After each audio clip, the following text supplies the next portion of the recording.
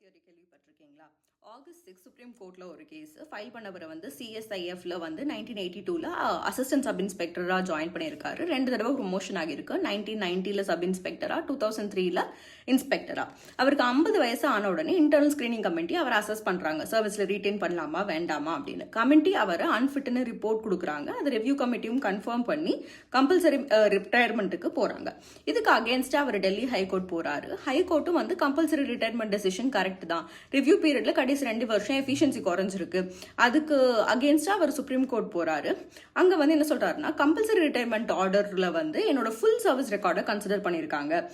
என்ன ரீட்டைன் பண்ணணுமா முடிவு பண்றது இல்ல, ப்ரொமோஷனுக்கு அப்புறம் உள்ள பீரியடை மட்டும் தான் கன்சிடர் பண்ணணும்.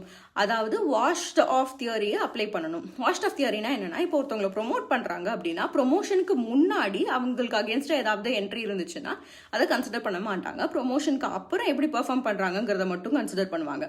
சுப்ரீம் கோர்ட்டுக்கு அதுக்கு வந்து வாஷ்ட் ஆஃப் தியரி வந்து ப்ரொமோஷன் வர்றப்போ தான் அப்ளிகபிள் ஆகும். இங்கே உங்க சர்வீஸுக்கு வைக்கணுமா வேண்டாமான்னு டிசைட் பண்ணும்போது ஹோல் சர்வீஸ் ரெக்கார்டையும் கன்சிடர் பண்ணுவோம். வாஷ்ட் ஆஃப் தியரி இங்கே அப்ளிகபிள் ஆகாது. உங்க கம்பல்சரி ரிட்டையர்மெண்ட் ஆர்டர் வந்து வேலிட் தான் அப்படின்னு சொல்லியிருக்காங்க.